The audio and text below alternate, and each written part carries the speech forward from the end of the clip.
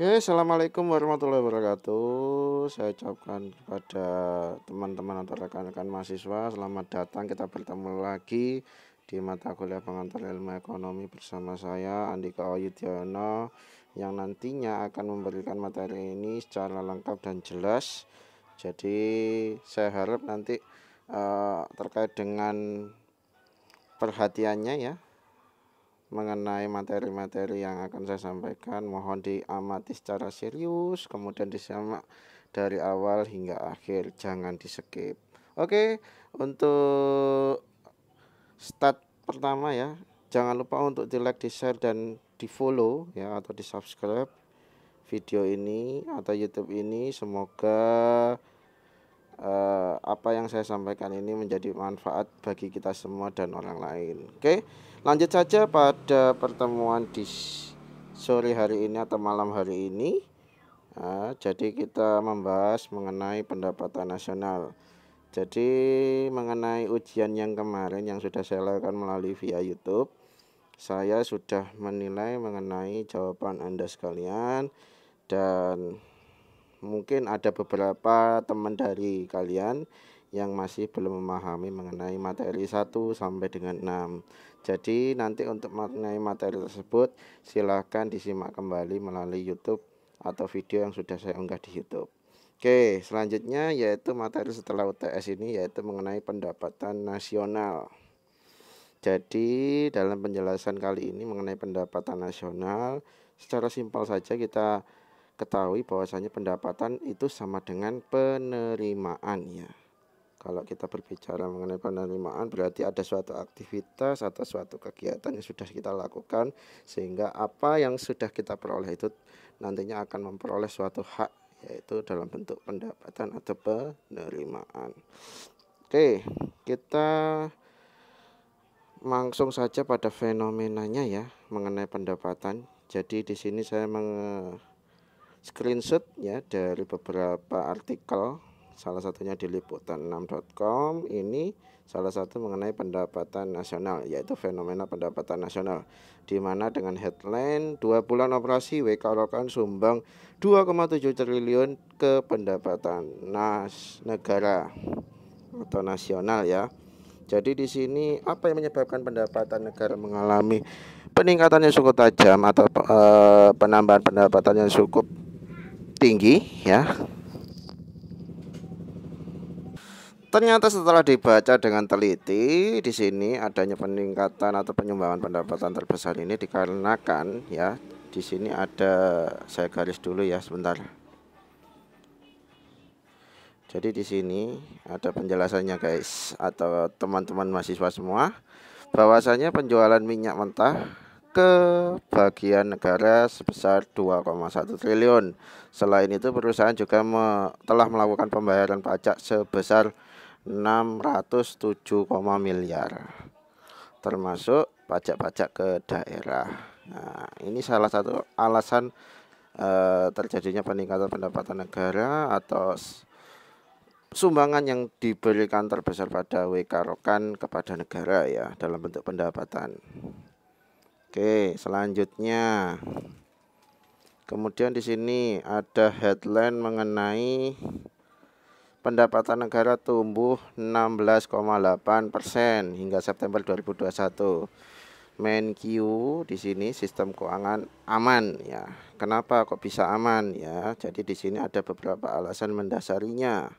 Salah satunya yang saya jelaskan di sini atau yang dijelaskan di sini.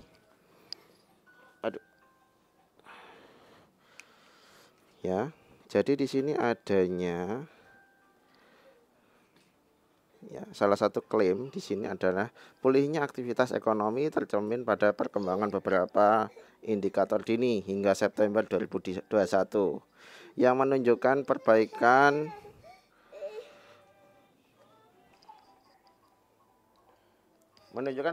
antara lain purchasing ya. Sebentar saya garis dulu ya biar jelas ya. Apa yang saya bacakan ini berdasarkan yang saya temukan pada artikel ya.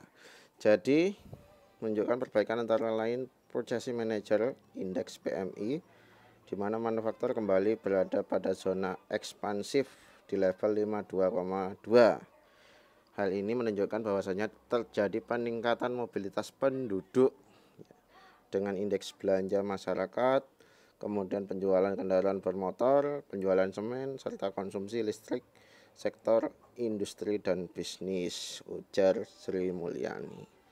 Jadi faktor tersebut dipengaruhi karena ini ya, yang saya garis ini. Nah, jadi saya harapkan dari makalah Anda itu penjelasannya didasarkan dari penangkapan fenomena-fenomena yang terjadi secara up to date ya. Bisa saudara ambil dari beberapa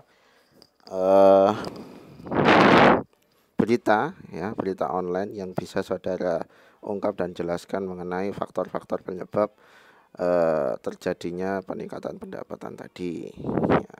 Oke, kita lanjut. Kemudian kita berlanjut pada pengertian. Jadi apa sih pengertian dari pendapatan nasional didasarkan pada fenomena yang terjadi atau yang sudah disebutkan di atas? Bahwasanya di sini pendapatan nasional merupakan suatu pemasukan yang diterima oleh setiap orang di suatu negara, ya. Jadi yang diterima oleh setiap orang pada suatu negara. Secara umum pendapatan nasional ya, jadi ada 3 penjelasan di sini yang nantinya sebagai tandem atau sebagai pengingat Anda mengenai pendapatan nasional ya.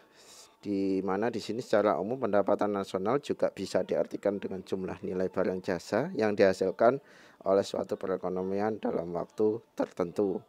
Umumnya pendapatan nasional dihitung dalam periode 1 tahun ya. Kemudian konsep-konsep yang berhubungan dengan pendapatan nasional di sini saya bedakan menjadi beberapa bagian. Yang pertama yaitu GDP, GNP, NNP, NNI, PI, DI, dan PDRB ya. Jadi ada berapa ini? 1, 2, 3, 1, 2, 3, 7 ya. Ada 7 bagian mengenai konsep pendapatan nasional. Oke, yang pertama mengenai GDP. Bisa diartikan di sini yaitu adalah atau PDB ya, sebagai total nilai barang dan jasa akhir yang dihasilkan oleh seluruh masyarakat suatu negara perekonomian dalam periode waktu tertentu dengan kisaran waktu yaitu 1 tahun, termasuk barang dan jasa yang dihasilkan warga negara asing yang berada di negara tersebut. Jadi hitungannya adalah pendapatan yang didasarkan pada penduduk yang bekerja di dalam negeri atau penduduk asing yang bekerja di dalam negeri ya. Jadi di mana di sini formulanya atau rumusnya GDP sama dengan PMDN ditambah PMADN dalam negeri dan asing ya. Ini rumusnya. Nah, sesuai dengan penjelasan mengenai konsepnya ya. Kemudian GNP. Kalau GNP itu sendiri yaitu dihitung berdasarkan masyarakat yang bekerja di dalam negeri dan masyarakat dalam negeri yang bekerja di luar negeri ya. Jadi rumusnya seperti ini, di mana GDP ya ditambah PNLN ya, bukan PLN ya, PNLN, di mana PNLN adalah pendapatan neto luar negeri ya. Penjelasannya di sini, di mana di situ adalah nilai produk warga negara sendiri yang berada di luar negeri dikurangi dengan nilai produksi warga negara asing yang berada di dalam negeri.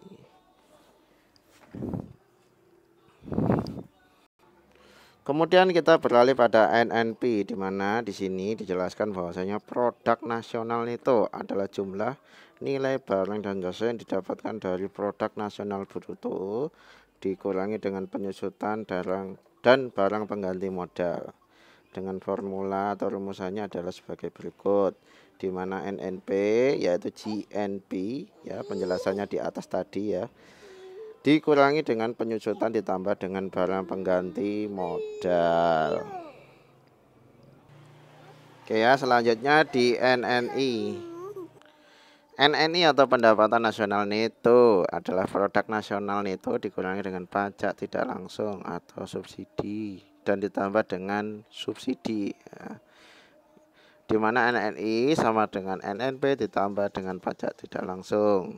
Ya, sini sudah jelas ya penjelasannya dan formulanya seperti apa. Kemudian di sini selanjutnya yaitu mengenai PI atau pendapatan perseorangan adalah jumlah seluruh penerimaan yang benar-benar diterima atau sampai di tangan masyarakat.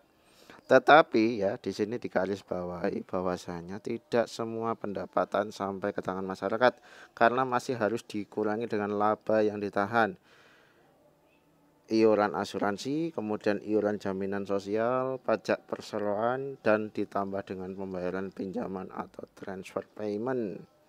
Di mana untuk formula PI sama dengan NNI ditambah dengan transfer payment, dikurangi dengan laba ditahan, ditambah dengan iuran jaminan sosial, ditambah dengan pajak perseroan ya, dengan keterangan penjelasan di bawahnya ya. Kemudian dilanjutkan pada DI atau pendapatan disposable income adalah pendapatan perseorangan setelah dikurangi dengan pajak penghasilan atau pajak secara langsung, ya.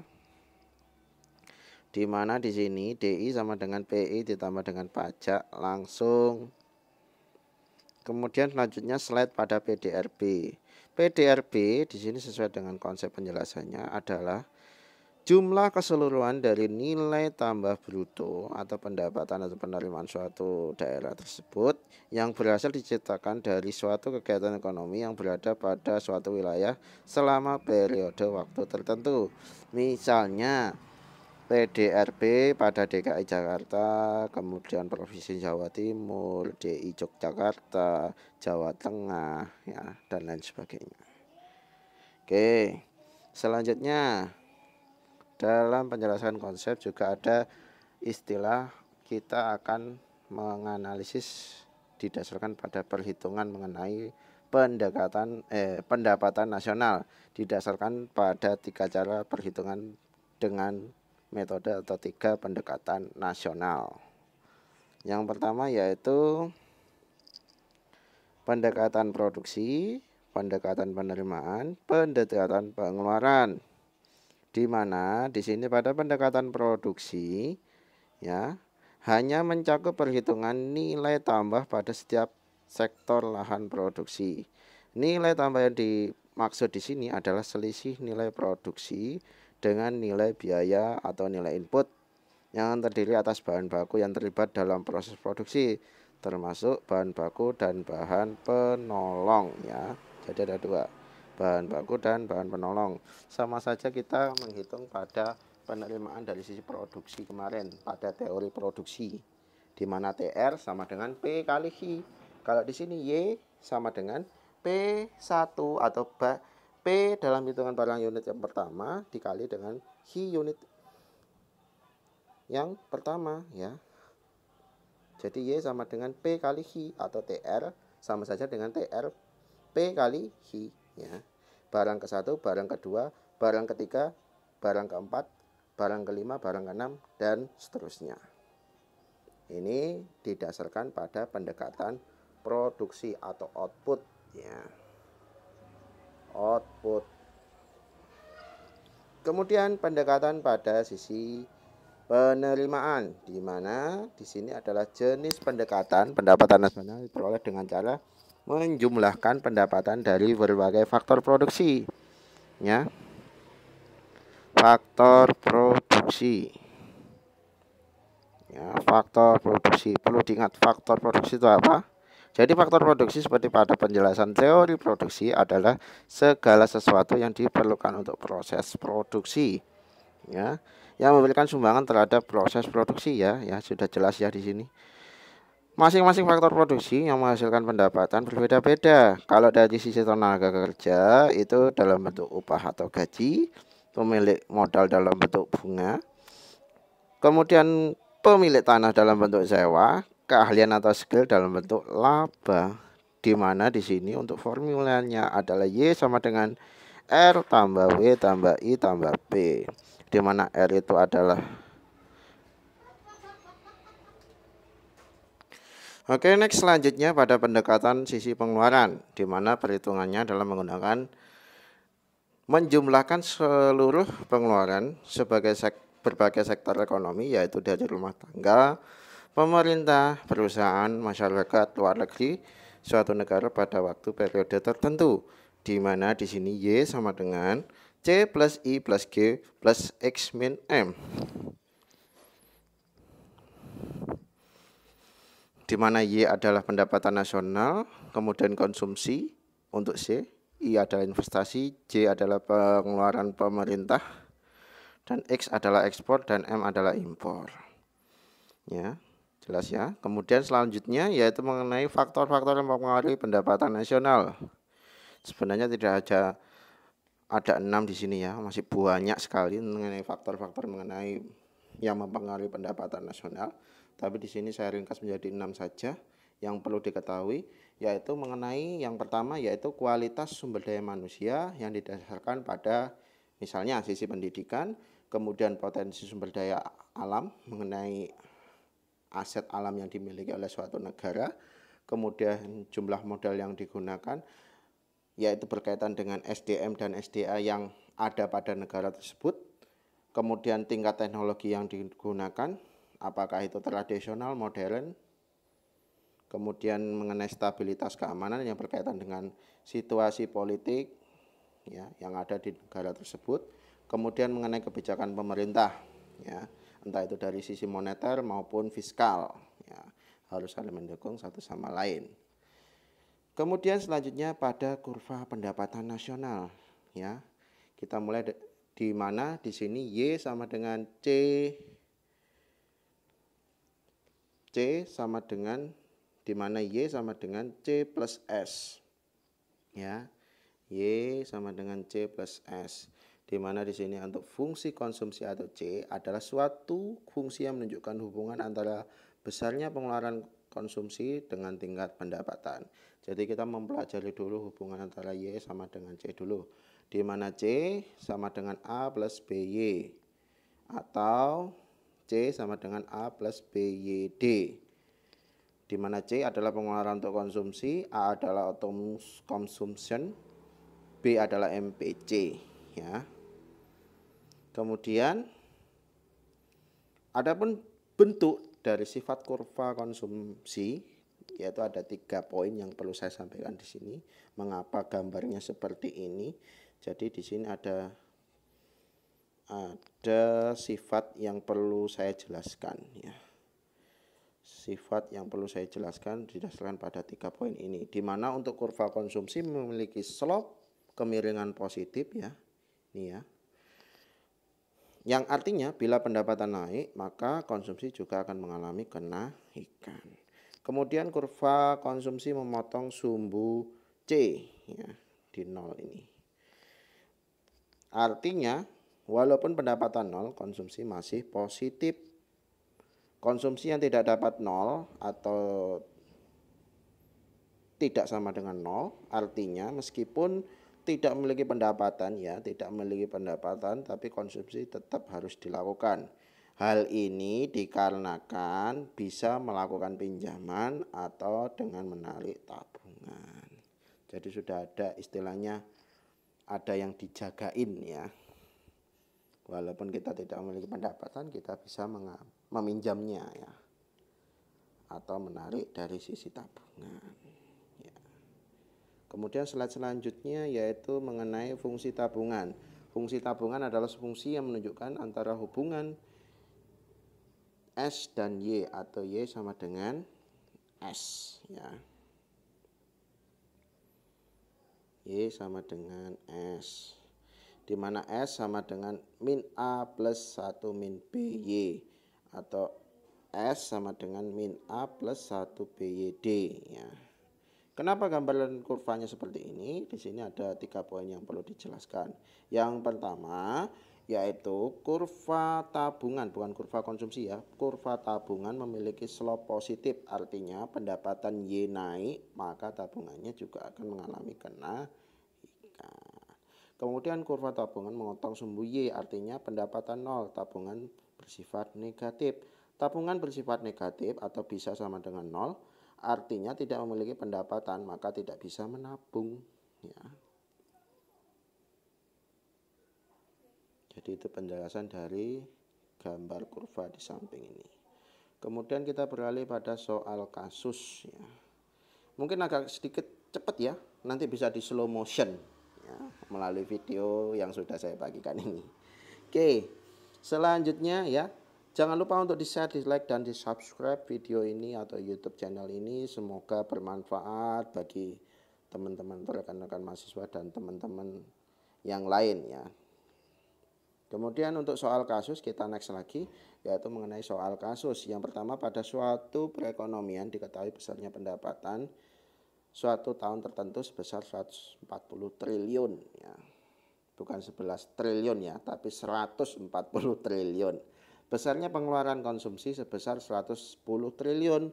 Pada tahun berikutnya pendapatan nasional naik 20 triliun, pengeluaran konsumsi juga mengalami kenaikan yaitu 125 triliun. Ditanyakan ya, yang ditanyakan di sini ada 2 poin. Yang pertama, tentukan persamaan fungsi konsumsi dan saving. Kemudian bagaimana grafik fungsi konsumsi dan savingnya? Jawabannya adalah, berarti di sini kita disuruh mencari apa? MPC ya, MPC-nya dulu kita cari. Di mana MPC yaitu sama dengan delta C per delta Y. Berarti 15/20 ya. Jadi sama dengan 3/4. Kemudian kita hitung A-nya. A-nya dari mana? A-nya dari mana? Ya, jadi nanti kita masukkan lagi fungsi dari konsumsi itu tadi ya. Di mana C sama dengan A plus BY. Ya. Berarti di sini C sama dengan A plus BY. C-nya adalah 110. Kemudian ya, C-nya 110, A sama dengan A plus 3/4. Ya, 110 tadi ya, 110 sama dengan A plus 3/4 kali 140. 3/4 tadi dari ini ya, MPC-nya ya. Jadi B itu sama dengan MPC seperti penjelasan di atas tadi ya. Kemudian 110 sama dengan A plus 105, di mana 3/4 tadi kali 140. Hasilnya 105. Sama dengan, kita pindah ruas. A kita pindah ruas ke kiri, kemudian 140 kita pindah ruas ke kanan. Di mana A ya sama dengan 110 min 105 sama dengan 5 ya hasilnya ya. Jadi A-nya adalah 5. Oke, selanjutnya sudah diketahui A-nya. Kemudian tentukan fungsi C dan Y S-nya. Di mana C ya sudah diketahui, tinggal masukkan aja tadi ya, ini ya. Jadi A tadi diganti 5 plus 3/4 Y. Ya, ini sudah ya. Kemudian kita beralih pada fungsi S, di mana S sama dengan min A plus 1 min BY. A kita masukkan aja di sini. Tadi min 5 ya, karena di sini formulanya min, jadi kita kalikan dengan min ya. 5 plus dikali min 1 ditambah 1 min 3/4 atau 1 dikurangi 3/4 kali Y. Hasilnya adalah S sama dengan min 5 plus 1/4 Y. Kemudian kita hitung YEB-nya atau Y keseimbangannya, di mana YEB-nya yaitu sama dengan C atau Y sama dengan C ya, di mana Y 5 ditambah 3/4 Y. Kita pindah ruas lagi. 3 Y min 3/4 Y sama dengan 5 ya. Kan ini plus, pindah ke kiri jadi min ya. Kemudian kita kurangi ini Y karena sama penyebutnya. Jadi 1/4 Y dikurang sama dengan 5. Berarti Y sama dengan 5 dibagi 1/4, hasilnya adalah 20. Oke. Pada saat Y BEP maka S sama dengan 0 ya, karena tadi ya penjelasannya Kalau pendapatan 0 berarti kita tidak bisa menabung ya. Berarti S sama dengan 0. Kemudian S sama dengan min A plus 1 min BY. Kita masukkan aja di sini ya. Kemudian hasilnya 1/4 Y sama dengan min 5 ya, hasilnya adalah seperti ini. Oke, setelah itu kita gambarkan kurvanya, di mana sesuai dengan penjelasan konsep di atas tadi pada masing-masing fungsi ya. C memotong Y ya di sini ya, atau Y sama dengan C atau YBEP tadi. Kemudian untuk min 5 20 untuk S-nya ya. Hasilnya adalah penggambaran kurvanya adalah seperti ini ya. Jadi sangat mudah sekali ya untuk penjelasannya, untuk pengerjaannya mengenai soal kasus yang saya buat ini. Saya harap nanti di soal kasus pada kelompok pemateri lebih kreatif lagi ya, lebih bagus lagi agar nanti memunculkan tanda-tanda pertanyaan yang cukup baik atau cukup komunikatif dari teman-teman mahasiswa yang lain. Oke, mungkin itu dulu dari saya. Terima kasih saya ucapkan. Kemudian jangan lupa saya ingatkan kembali, sebelum memulai perkuliahan ini jangan lupa untuk absen ya, melakukan presensi online terlebih dahulu agar nama diri Anda terdaftar dalam perkuliahan saya. Oke, saya ucapkan terima kasih. Jangan lupa untuk di-like dan di-subscribe video ini. Jika ada yang belum paham silakan tanyakan pada kolom komentar, ada pada pemateri dalam grup diskusi. Oke, saya akhiri. Wassalamualaikum warahmatullahi wabarakatuh.